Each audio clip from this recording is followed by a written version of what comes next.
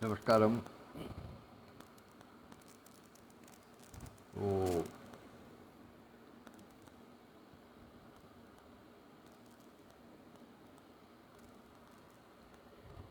भगवान भोलेनाथ की प्रार्थना में कुछ शब्द, कुछ श्लोक प्रस्तुत हैं। आइए। कर चरण कृतं वा कायजं कर्मजं वा श्रवण नयनजं वा मानसं वा पराधम् विहितमविहितं वा सर्वमेतत्क्षमस्व।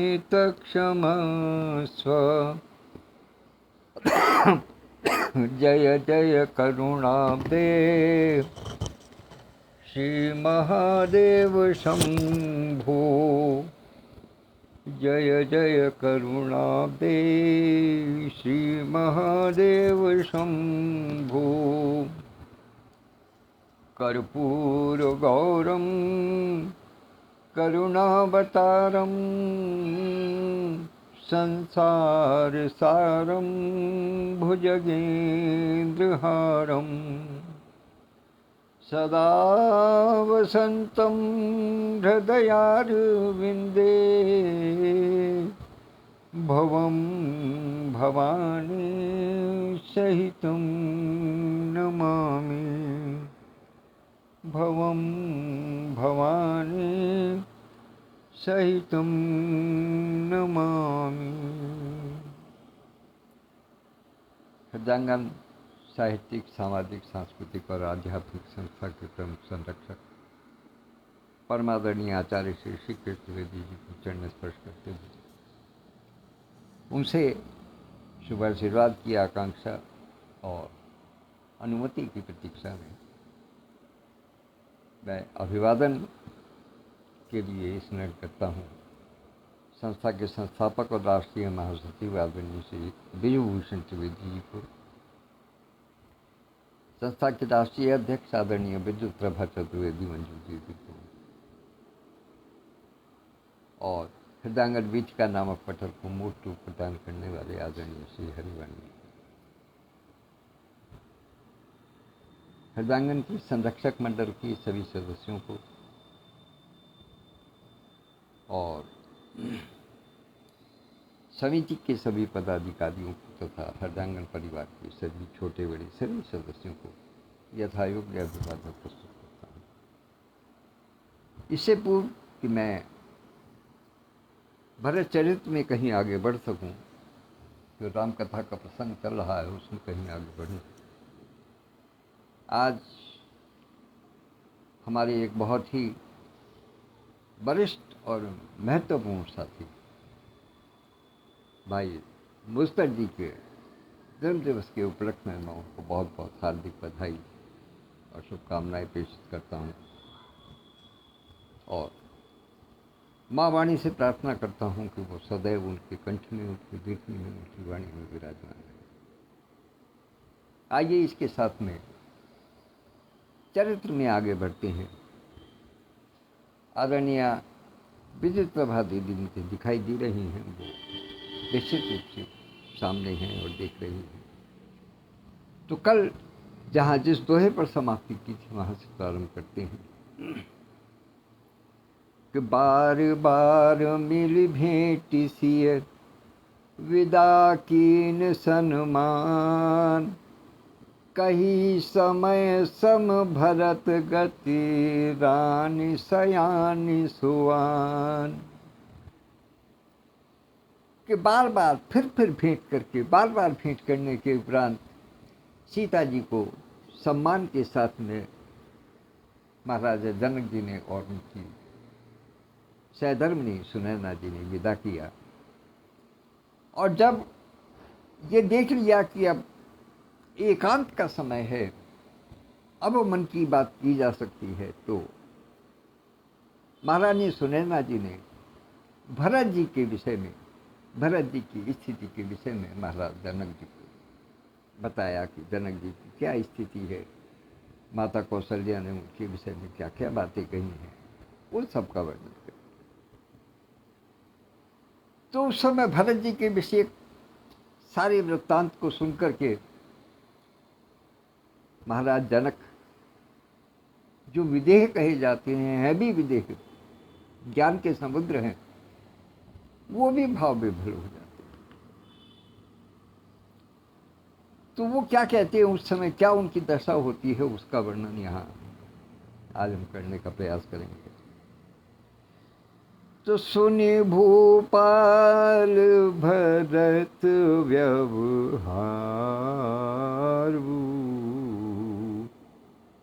सोन सुगंध सुधा शशि सारु, मुदे सजल नयन पुलकेतन, सुयश सराहन लगे मुदित मन। सुनि भूपाल भरत व्यवहार, भरत जी के व्यवहार को, भरत जी के चरित्र को, भरत जी के शील को, भरत जी के स्नेह को और प्रभु श्री राम के प्रति प्रेम को सुन करके राजा जनक क्या कहते हैं, क्या सोचते हैं। राजा जनक उनके लिए क्या क्या उपाधियां सोच करके लाते हैं। राजा जनक को क्या लगता है कि भरत जी कैसे हैं कि सोन सुगंध सुधा शशि सारू। सोन मतलब स्वर्ण के समान, जिसको जितना कसा जाता है वो उतनी ही शोभा देता है, ऐसा व्यवहार है भरत जी का। अर्थात जैसी विषम परिस्थिति होती है, जितनी विषम परिस्थिति में भरत रहते हैं, वो उतनी ही और निकल करके उभरते, इसलिए वो स्वर्ण के समान है। सुगंध, वो सुगंध के समान है। जो भी उनके संपर्क में आता है, जो भी उनके साथ में जरा सा भी स्नेह रखता है, जरा सा भी उनको स्पर्श करता है, तो वो स्वयं सुगंध के समान है। जो भी उनके पास आता है वो उसको भी सुगंधित कर देते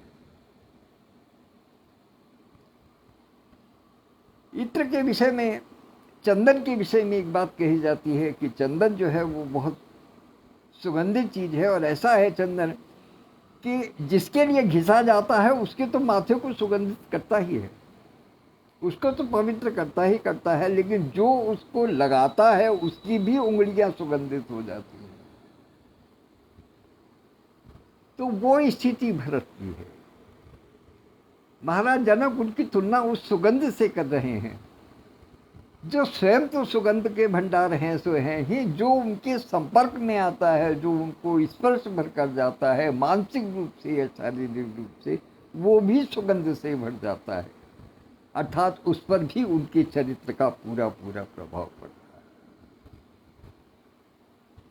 तो भरत जी की उपमा वो बताते हैं कि सोन सुगंध, सुधा, सुधा मतलब अमृत, अमृत के समान है। जो उनके स्वभाव का पान करता है, अर्थात उसको आत्मीयता के साथ में जो ग्रहण करता है, वो अमर हो जाता है। मान लो उसने सब अमृत पी लिया, अमृत पान कर लिया, अमृत के समान। उनका चरित्र अमृत के समान है, सोने के समान है, सुगंध के समान है, अमृत के समान है। और किसके समान है कि शशि सारू, सारू कहते हैं द्वितीयक, और शशि चंद्रमा है, जो दूज के चंद्रमा के समान है, जो दिनों दिन बढ़ने पर है, दिनों दिन बढ़ता है। दूज का चंद्रमा प्रतिदिन बढ़ता है, दूज का चंद्रमा घटता कभी नहीं है। तो भरत जी का व्यवहार, भरत जी का चरित्र जो है वो ऐसा है कि सोन स्वर्ण के समान, सुगंध सुगंधी के समान, सुधा अमृत के समान, और शशि सारू दूज के चंद्रमा के समान है, जो दिनों दिन लगातार बढ़ता चला। जिसको बढ़ने की ही प्रवृत्ति है, लगातार वो बढ़ता ही रहता है। वो उनको जनक जी को अनुभव हुआ माता सुनैना ने जब उनसे भरत जी के विषय में कहा। आदरणीय संस्थापक महोदय उपस्थित हो गए हैं, सादर प्रणाम करता हूँ भाई विदुभूषण जी को। और उन सबको सुनने और समझने और मनन करने के बाद में, चिंतन मनन करने के बाद में जनक जी की क्या दशा होती है। जनक जी विधेय हैं, इस बात को और विशेष रूप से स्मरण करना है कि जनक जी विधेय होते हुए उनकी क्या स्थिति है कि मूंदे सजल नयन पुलकेतन।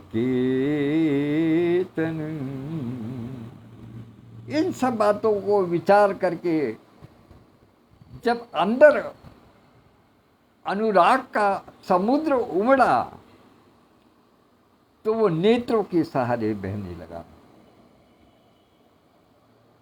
और जो पुरुष होता है, ज्ञानी होता है, एक तरीके से पुरुष को कठोर कहा गया है, और विदेह तो स्वयं ज्ञानी थे। वो तो लौकिक इन सब व्यवहारों में ज़्यादा रहते नहीं थे, उनको लौकिक व्यवहार से कोई चिंता नहीं रहती। उन जैसा व्यक्तित्व जब इन सारी बातों को विचार करके भरत जी के चरित्र को सुनता है, तब उनकी अपनी ये दशा हो जाती है कि अनुराग के उमड़ते समुद्र के कारण उसका जो जल है वो उनके नेत्रों के माध्यम से, पलकों से बाहर निकलना चाहता है, तो वो अपने पलक मूंद लेती है। मूंदे सजल नयन पुलकेतन, और उनके शरीर की रोमावलियां खड़ी हो जाती हैं, पुलकायमान हो जाते हैं, रोमांचित हो उठते हैं। क्यों? क्योंकि अंदर से अनुराग का जो स्नेह था वो जल उनके नेत्रों के माध्यम से बाहर निकलना चाहता था, और उन्होंने पलकें मूंद दी। और जैसे ही पलकें मूंदी तो जो जल, जो अश्रु का जल उनकी आंखों में भरा हुआ था वो गालों पर टपक पड़ा, उनके शरीर पर टपकने लगा, जिसके कारण उनका शरीर भी पुलकायमान हो। और सुयस सराहन लगे मुदित मन। और वो भरत जी के चरित्र की बारंबार सराहना करने लगे, उनके सुयश का वर्णन करने लगे। वो भाव विभल हो गए भरत जी के चरित्र को सुन करके, भरत जी के व्यवहार को सुन करके, कि वो किस प्रकार का है। तब जनक जी क्या कहते हैं कि सावधान सुनु सुमुखी सुलोचनी, भरत कथा भव बंध विमोचनी। आदरणीय बड़े भाई नागेंद्र नाथ गुप्ता जी मुंबई की धरा से उपस्थित हैं, सादर प्रणाम करता हूँ। जनक जी कहते हैं अपनी पत्नी से कि हे सुनैना, हे सुमुखी, हे सुलोचना, सावधान होकर के सुनो। क्या? कि भरत कथा भव बंध विमोचनी, कि भरत का चरित्र जो है, भरत का जो व्यवहार है, भरत का जो चरित्र है, कथा है उनकी सुयश की जो गाथा है, वो भव बंध विमोचनी, वो सांसारिक बंधनों से मुक्त करने वाली। अर्थात भरत जी के चरित्र को सुनकर के मनुष्य का हृदय सांसारिक बंधनों से विमुक्त हो जाता है। क्यों? क्योंकि वो एक अलौकिक दुनिया में पहुंच जाता है। उसको ऐसा लगता है कि जैसे मैं कहाँ आ गया, क्या सुन रहा हूँ, क्या देख रहा हूँ, क्या वर्णन हो रहा है। फिर उसको दुनियादारी की कोई चिंता नहीं रहती, अर्थात वो उनके चरित्र में ही डूब कर रह जाता है। तो धर्मराज नय ब्रह्म विचारू, यहाँ यथामति मोर प्रचारू, कि जिसकी यश गाथा को धर्म राज नय ब्रह्म विचारू, जिसको धर्म भी विचारता है, धर्मशास्त्र, राजनीति शास्त्र और विधि शास्त्र। विधि का मतलब ब्रह्मा जी का शास्त्र, इसीलिए ब्रह्म विचारू कहा है कि धर्मशास्त्र, राजनीति शास्त्र और ब्रह्म शास्त्र यानी वेद वाक्य, जिनके विषय में सोच सोच करके, गहन अध्ययन कर करके उसके मूल तत्व को, सार तत्व को पार नहीं पा रहे हैं, उसके गूढ़ तत्व की विवेचना नहीं कर पा रहे हैं, यहाँ यथामति मोर प्रचारू, उनके चरित्र को, उनकी कथा को मैं अपनी मति के अनुसार, यथामति, अपनी मति के अनुसार मैं कुछ कह रहा हूँ, मैं कुछ कहने का प्रयास करूँगा। तो क्या कहने का प्रयास कर सकता हूँ जिसके अंदर इतने सारे गुण हैं, जिसको धर्मशास्त्र नहीं कह पाता, जिसको राजनीति शास्त्र नहीं कह पाता, जिसको ब्रह्मा जी का विधान नहीं कह पाता, उसके बारे में मैं क्या कह सकता हूँ। तो जितनी मेरी बुद्धि है, जितनी तुच्छ बुद्धि है, उसी के अनुसार से मैं कुछ कहना चाहता हूँ कि सोमति मोर भरत महिमा कहे काह छल छुअत न छाई।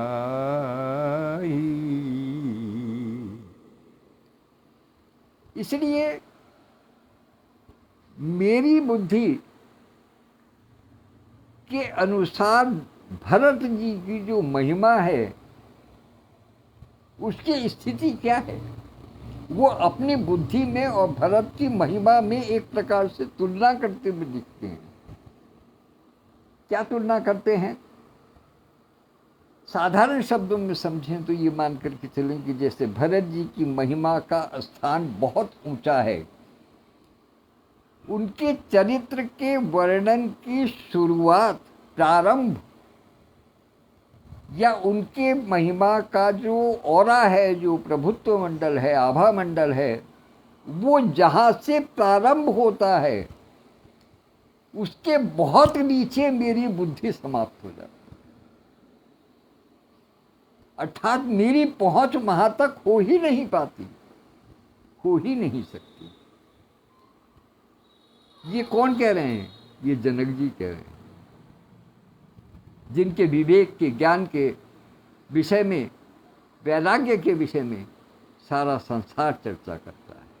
वो कह रहे हैं कि भरत जी की जो महिमा है, उसका जो प्रभा मंडल है, उसका जो आभा मंडल है, उसकी सीमा की शुरुआत मेरी बुद्धि की अंतिम सीमा से बहुत ऊपर है।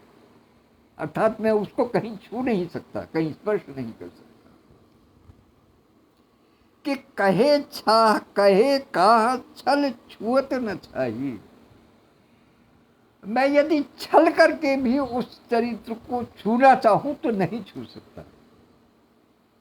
छल करके मतलब यदि चाहें कि उछल करके भी कुछ छूने की कोशिश करें तब भी नहीं छू सकता। इतना अंतर है दोनों।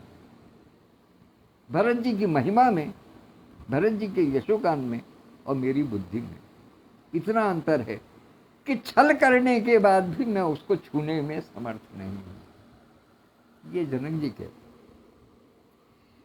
और विधि गणपति यही पति शिव सारद, कवि कोविद बुध बुद्धि विशारद।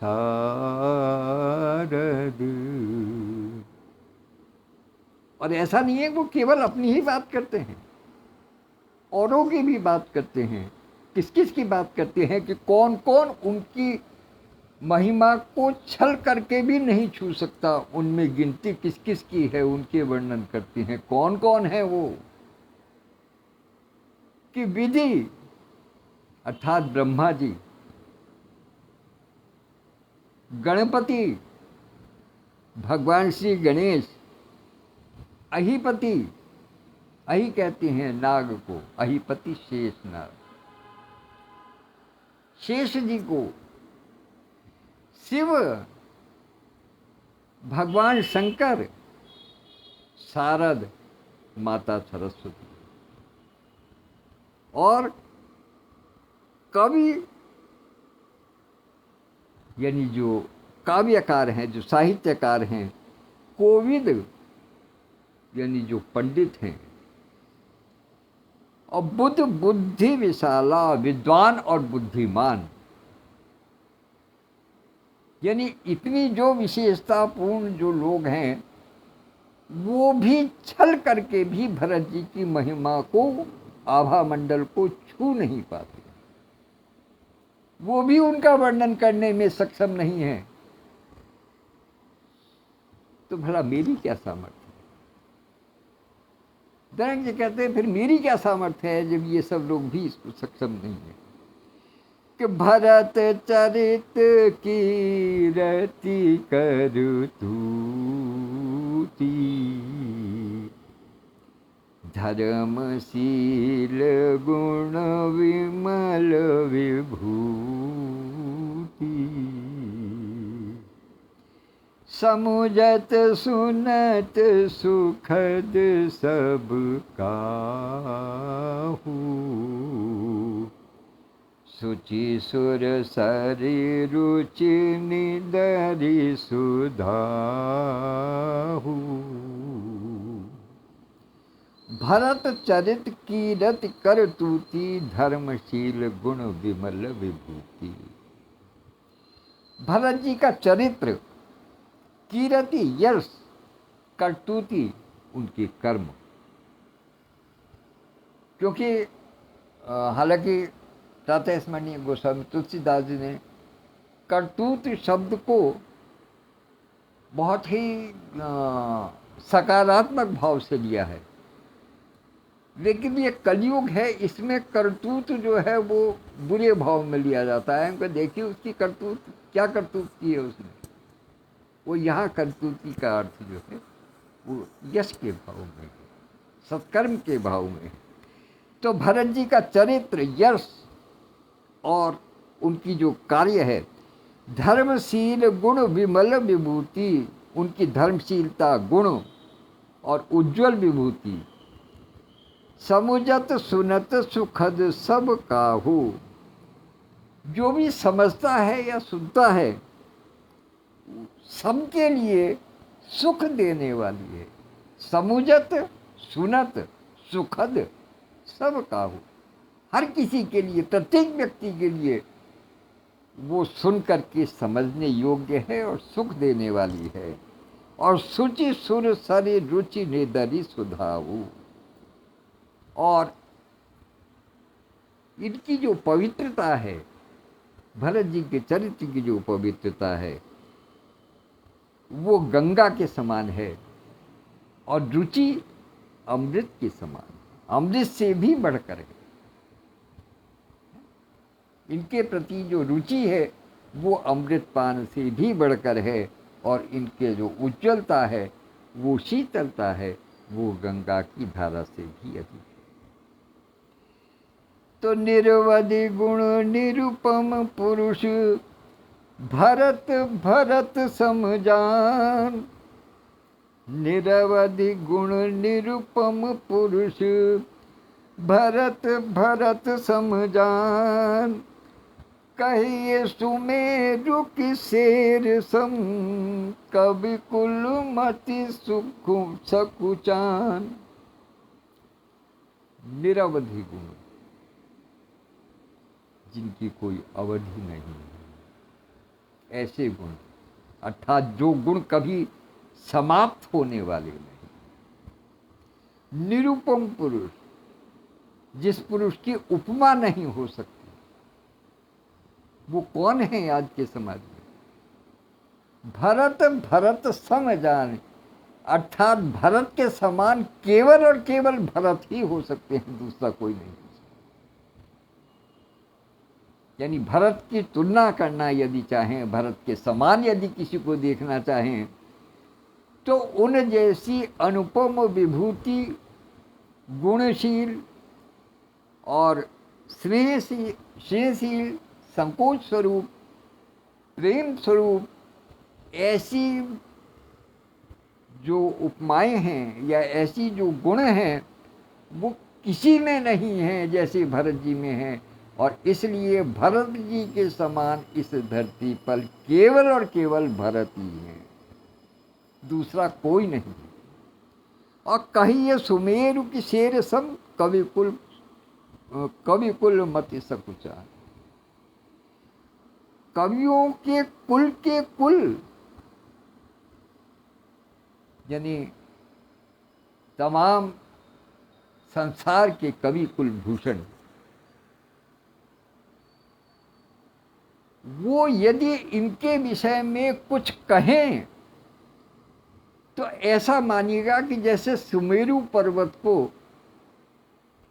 स्वर्ण के एक छोटे बट्टे से तोलने का प्रयास कर रहे हैं, उसके समान तोलने का प्रयास कर रहे हैं। अर्थात सुमेरु पर्वत को शेर से तोलने का प्रयास करते हैं, शेर से उपमा करने की कोशिश कर रहे हैं, या शेर के समूह से सुमेरु पर्वत को तोलने का प्रयास कर रहे हैं। अर्थात भरत जी का चरित्र इतना ऊंचा है कि उसकी तुलना किसी से हो नहीं सकती, उनके बराबरी में कोई ठहर नहीं सकता। भरत अपने आप में भरत के ही समान है, कोई दूसरा नहीं, भरत के समान कोई। तो अगम सबहि वर्णत वर वरणी, जिमि जलहीन मीनु गमि धरणी।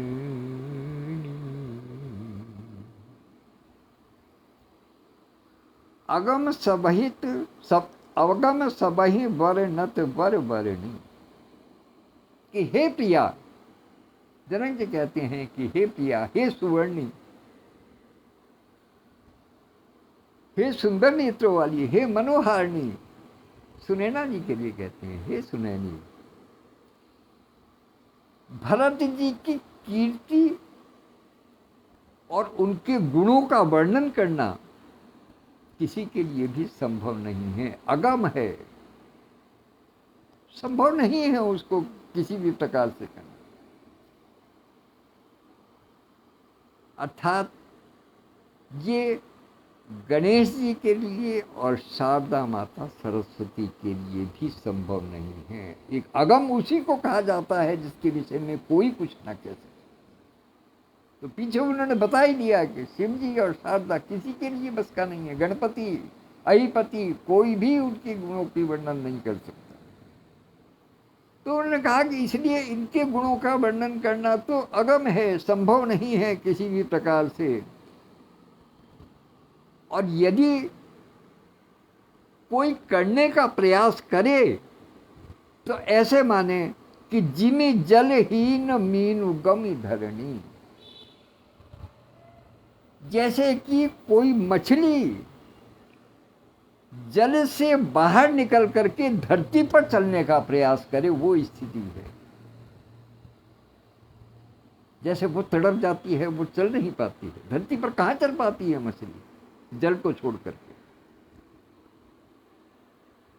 तो ऐसा ही मान करके चलिएगा, यदि कोई उनके गुणों का वर्णन करना चाहता है, कोई अगर कुछ चाहता है, तो वो ऐसे मान करके चलिएगा कि जैसे मछली को जल से निकाल करके धरती पर चलाने का प्रयास किया जा रहा है। अर्थात ये संभव ही नहीं है, ये असंभव से भी परे की चीज है कि भरत जी के गुण और शील का वर्णन किया जा सके। और भरत अमित महिमा सुन रानी, जानहि राम ना सकहि बखानी। हे सुनैना, हे धर्मपत्नी, मैं तुम्हें बताता हूं कि भरत अमित महिमा सुन रानी, भरत जी की अमित, अनूठी, अद्भुत, लाजवाब जो महिमा है उसके विषय में कोई जान भी नहीं सकता, उसके विषय में कोई नहीं जान सकता। और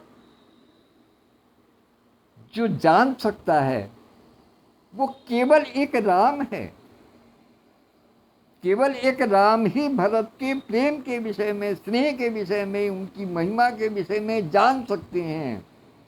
लेकिन जान ही राम, केवल राम जानते हैं, न सकहि बखानी, लेकिन वो भी वर्णन नहीं कर सकते। कितना ऊंचा चरित्र उठा है भरत जी का कि भरत अमित महिमा सुन रानी, जान ही राम न सकहि बखानी। राम जी जानते हैं लेकिन उसका वर्णन करने में वो भी समर्थ नहीं। और जिसका वर्णन राम जी स्वयं नहीं कर सकते, जानते हुए नहीं कर सकते, तो फिर उसके वर्णन को और कौन कर सकता। वर्णि सप्रेम भरत सत भाऊ, जिय जिय की रुचि लखी कहराऊ।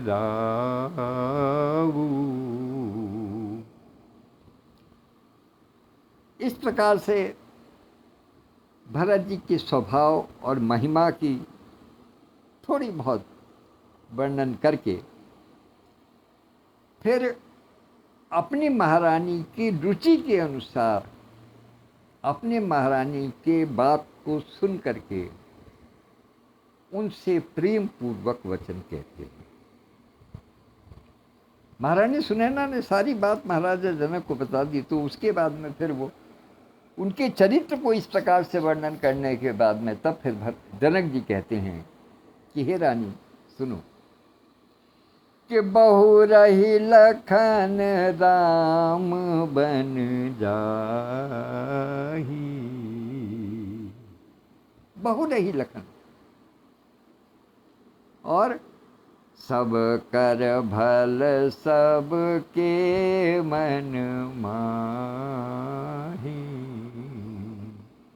हर व्यक्ति अपने अपने मन से विचार कर रहा है, अपने अपने दृष्टिकोण से देख रहा है, अपने अपने प्रकार से सोच रहा है, या जो भी दूसरा व्यक्ति जो एक विचार दे रहा है उस पर विचार कर रहा है।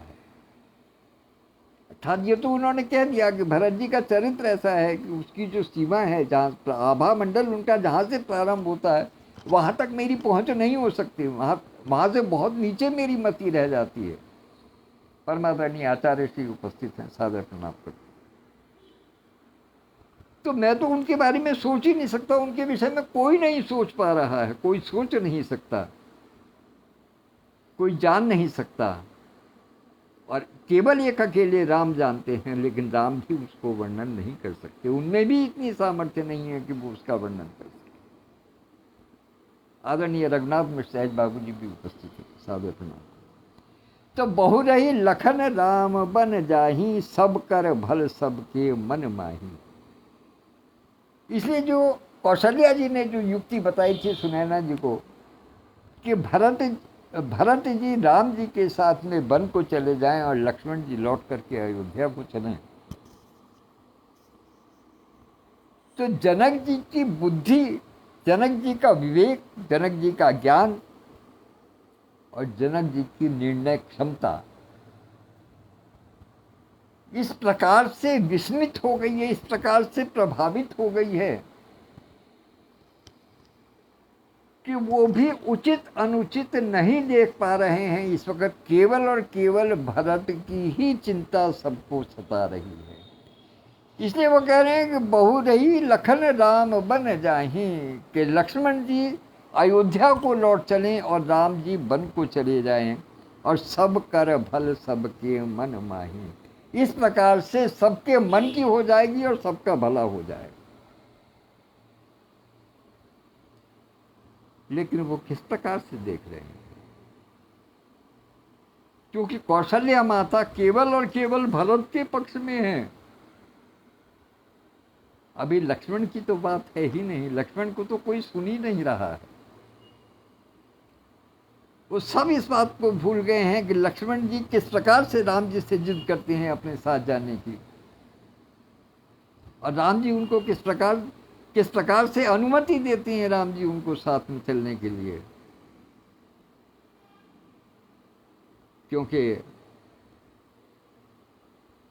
लक्ष्मण जी शेष का अवतार है और प्रभु श्री राम विष्णु का अवतार है। तो श्री हरि शेष से विलग होकर के रह ही नहीं सकते। शेष और विष्णु का साथ एकदम प्राकृतिक रूप से जुड़ा हुआ है, सदा सदा के लिए जुड़ा हुआ है। लेकिन यहाँ सबकी बुद्धि, सबकी जो विवेक है, सबका जो ज्ञान है, वो भरत जी के स्नेह के कारण, भरत जी के स्नेह रूपी समुद्र में डूब गया है।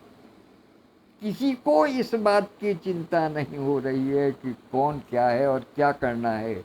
जैसा जो कोई कह देता है उसी पर विचार करके आगे बढ़ जाते हैं।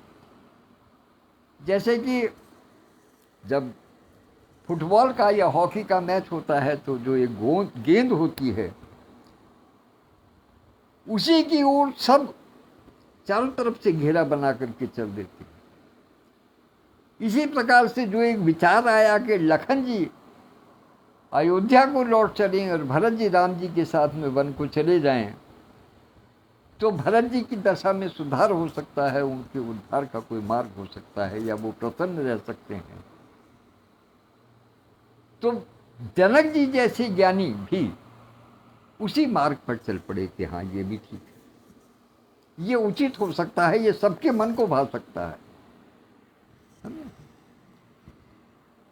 लेकिन देवी परंतु भरत रघुवर की प्रीति प्रतीत जाय नहीं तर की। हे देवी, जगन्नाथ जी की प्रीत और भरत जी की प्रतीत, रघुनाथ जी की प्रीत और भरत जी की प्रतीत में तर्क उचित नहीं है। इनको तार्किक दृष्टि से नहीं देखा जा सकता, इसको तर्क की कसौटी पर नहीं कसा जा सकता। तब श्री राम की प्रीत को और भरत की प्रतीत, और भरत स्नेह अवधि ममता के, यद्यपि राम सीख समता के। अर्थात भरत जी का स्नेह जैसे कि ममता की सीमा है, और राम जी की सीख जो है वो समता की है, समानता की है। भरत जी को ममता अवधि की है, भरत जी के मन में जो ममता है वो अवधि की है। उनकी दृष्टि में, उनके मन में वो 14 वर्ष दिखाई दे रहे हैं जो उन्हें भैया के विरोह में विरह में काटने होंगे। लेकिन राम जी के मन में क्या है, वो सीख समता की है। वो सबको समान रूप से देखते हैं, वो सबको समान रूप से सीख प्रदान करते हैं। भरत जी का कहते हैं, गोस्वामी तुलसीदास जी इस बात का यहाँ हल्का सा संकेत कर देते हैं कि भरत जी की जो ममता है, भरत जी का जो विशेष प्रेम, जो विशेष लक्षण जो इस समय उभर करके सामने आ रहे हैं, वो इसलिए इस समय दिखाई दे रहे हैं। थे पहले भी मूल रूप में हृदय में थे, किंतु दिखाई इस समय इसलिए दे रहे हैं क्योंकि भरत जी के हृदय पर, भरत जी की मन पर, बुद्धि पर, विचारों पर एक अवधि का पर्दा पड़ गया है, एक अवधि की मार पड़ी है उनको। इसलिए उस अवधि भर उस ममता का उभर करके सामना आना स्वाभाविक। लेकिन प्रभु श्री राम की सीख हमेशा समता की है, समान रूप से रहती है। उनमें किसी प्रकार का ऊपर नीचे कोई उछाल, कोई तूफान, कोई विचलन नहीं आता। वो हमेशा एक से रहती है, शांत। वो शांत सरोवर के समान है, वो शांत समुद्र के समान है जिसमें कोई लहर नहीं। वो किसी भी विचार से, किसी भी परिस्थिति से प्रभावित नहीं होते हैं, हमेशा एक से रहते हैं, समान रहते हैं। तो साधन से राम पद नेहु, मोहि लखि परत भरत मत एहु।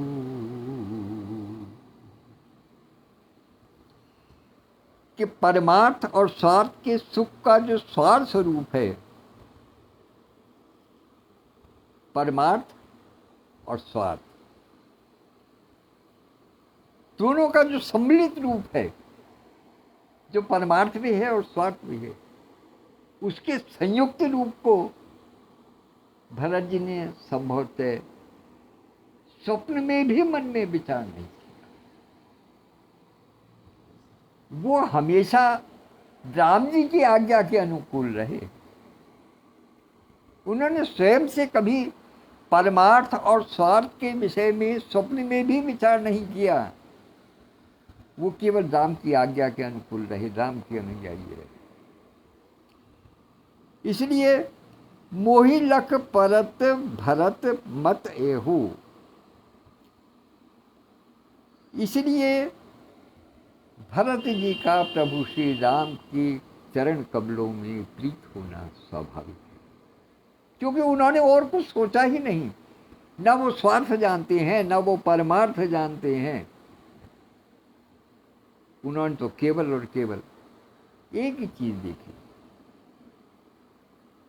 केवल प्रभु के पद कमल, उनकी सेवा, उनका अनुसरण, केवल प्रभु श्री राम के चरणों का अनुसरण करना। तो भोरे ही भरत न पेली हई, सपने हु राम रजाए, अकरिय न सोच स्नेह बस, कहु भूप बिल खाए। इसलिए जनक जी कहते हैं कि हे सुलोचना, हे सुनैना, मेरी एक बात सुन लो।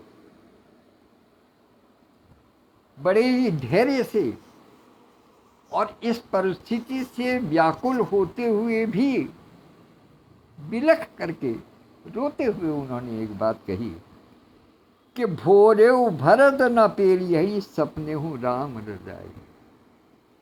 भरत जी स्वप्न में भी प्रभु श्री राम की आज्ञा का उल्लंघन नहीं कर सकते। प्रभु श्री राम की आज्ञा के बिना, उनकी अनुमति के बिना कोई कार्य नहीं कर सकते। स्वप्न में भी वो ऐसा विचार नहीं कर सकते कि जो प्रभु श्री राम के मन को न भाए उस कार्य को।